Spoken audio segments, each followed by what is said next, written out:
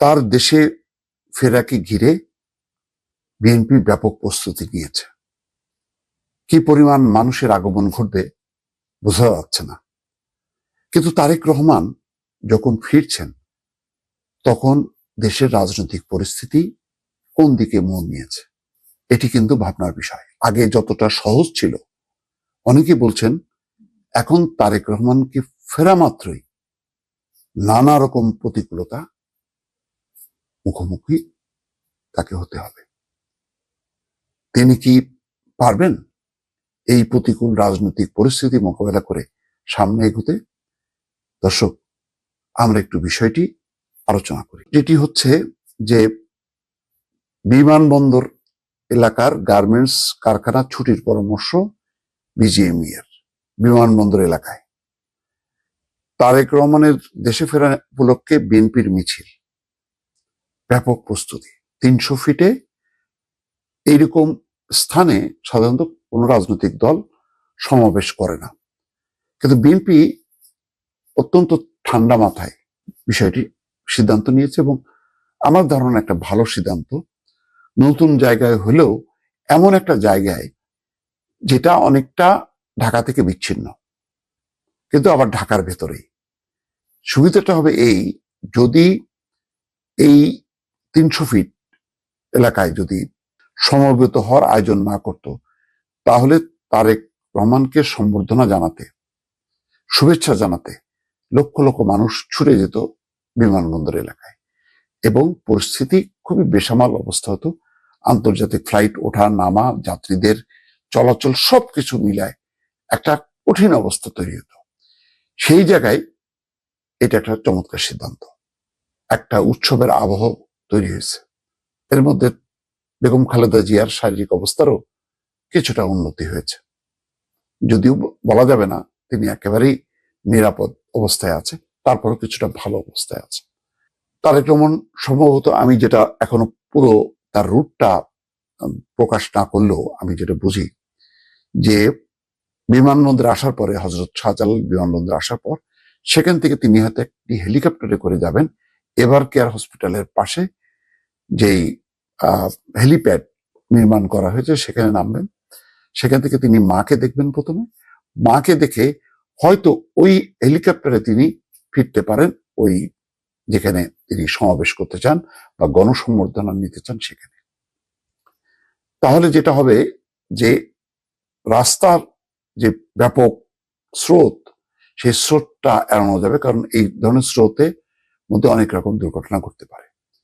সেই আলোচনার থেকেও বড় আলোচনা হচ্ছে এখন যে অস্থিতিশীল একটা পরিবেশ, দুটি মৃত্যুকে ঘিরে, এক ওসমান হাদিকে ঘিরে দেশের অভ্যন্তরে, আর একটা হচ্ছে দীপু চন্দ্র দাসের মৃত্যুকে ঘিরে দেশের বাইরে ভারতে অব্যাহতভাবে সেখানে বিক্ষোভ প্রকাশ করছে ভারতের হিন্দুবাদী কয়েকটি উগ্র সংগঠন। তারা রীতিমতো হাইকমিশনের ভবন ভাঙচুর করার চেষ্টা করছে, ভেতরে ঢোকার চেষ্টা করছে, এটি নিয়ে পুলিশ লাঠিচার্জ করছে। পরিস্থিতি এমনই যে সেখানকার যে কূটনীতিকরা বাংলাদেশের, তারা নিরাপত্তাহীনতায় ভুগছে, যার কারণে আজকে তলব করে অনুরোধ করা হয়েছে যে নিরাপত্তা বাড়ানোর জন্য, এবং জরুরি নিরাপত্তা বাড়ানোর আশ্বাস দিয়েছে ভারত।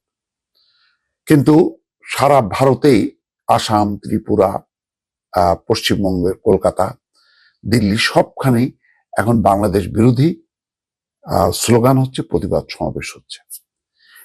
এটা হচ্ছে ভারতে।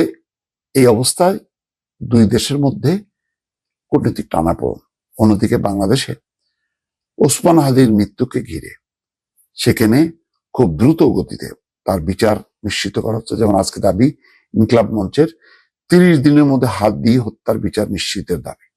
এটা ঠিক আছে, এটা তো দাবি করবেই, তাদের মূল মুখপাত্র সংগঠক তারা এই দাবি করেছে। কিন্তু ওসমান হাদিকে পুঁজি করে, মৃত্যুকে পুঁজি করে একটা মহল যে নারকীয় তাণ্ডব চালিয়েছে, দুটি বাংলাদেশের প্রধান পত্রিকা অফিস পুড়িয়ে দিয়েছে, ছায়ানটের মতন সাংস্কৃতিক অনুষ্ঠান সংগঠন প্রতিষ্ঠান, উদীচীর মতন প্রতিষ্ঠান পুড়িয়ে দিয়েছে, এবং একই সঙ্গে আবার নতুন করে সেই 32 নম্বর আওয়ামী লীগের যে সমস্ত ভবন ভাঙচুর হয়েছে সেইগুলোতে আবারও তারা ভাঙচুর চালিয়েছে। এমন একটা উন্মত্ততা দেখানো হচ্ছে, তাতে আবারও রাজনৈতিক পরিস্থিতির অবনতি ঘটেছে। এই ঘটনা নিয়ে অনেকেই দায়ী করছে, এর নেপথ্যে আছে ছাত্র শিবির, জামাত অস্বীকার করছে। পোলারাইজেশন কিন্তু খুব পরিষ্কার হয়ে গেছে এই ঘটনায় এনসিপি যেই অবস্থানে ছিল আগে, সেই অবস্থান থেকে তারা ব্যাক করে তারা বুঝতে পারছে, বলছে যে জামাত শিবিরের দিকে ইঙ্গিত করছে এবং একই সঙ্গে সরকারের ভেতরে একটি সরকার, যে সরকার এরকম একটি পরিস্থিতি তৈরি করার মদত দিচ্ছে। এটি নুরুল কবির তিনিও বলেছেন। তো এই যে এখন উগ্রপন্থা, বাংলাদেশের উগ্রপন্থা, তাদের বিরুদ্ধে যদি এখন গ্রেপ্তার অভিযান চালানো হচ্ছে, তাদেরকে ঘিরে তাদের যেই অ্যাটিটিউড এবং তাদের একটা বড় আশ্রয়স্থল জামাত এবং জামাতের সহযোগী যেই দলগুলো আছে, তাদের যে মনোভাব, সেই মনোভাবের বিপরীতে ভারতের যে আচরণ বাংলাদেশের প্রতি, তাদের উগ্রবাদীদের আচরণ, যেখানে সেই সংঘাতে দুটি দেশের মধ্যে সংকট তৈরি হয়ে গেছে, এই পরিস্থিতিতে তারেক রহমান কি করবেন?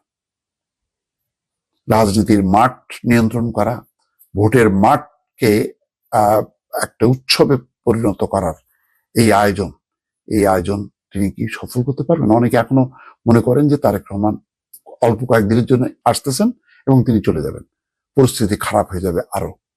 আসলে কি তাই?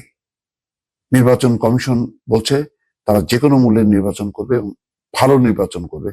যেমন সিসি বলছেন, জাতির জন্য কিছু করতে পারা তৃপ্তি নিয়ে মৃত্যুবরণ করাই আমার লক্ষ্য, অর্থাৎ একটা ভালো নির্বাচন করে তার লক্ষ্য। নির্বাচন কমিশনের লক্ষ্য ঠিক আছে, কিন্তু বাংলাদেশে অবস্থিত যেই উগ্রপন্থী গোষ্ঠীগুলো, তারা একটা বিপদ দেখছে। তারা মনে করছে যদি তারা নির্বাচনে পরাস্ত হয়, তাহলে বাংলাদেশে যদি একটা গণতান্ত্রিক শাসনতান্ত্রিক সরকার বা কাঠামোর মধ্যে যদি ঢুকে যায় দেশ, তাহলে তাদের অবস্থাটা কি দাঁড়াবে? সেই কারণে একটা উন্মত্ততা, যে নির্বাচন যাতে বানচাল হয় অথবা নির্বাচনটা অনেক দূরে চলে যায়, এর মধ্যে তারা তাদের শক্তিটা এমন ভাবে তৈরি করবে যাতে তারেক রহমান বাংলাদেশে এসে যাতে কিছুই করতে না পারে দলের জন্য। এমন একটা পরিস্থিতি তৈরি করার জন্যই এই সাম্প্রতিক যে গোলযোগ, সেই গোলযোগের একটা সূত্র আছে বলে অনেকে মনে করছে।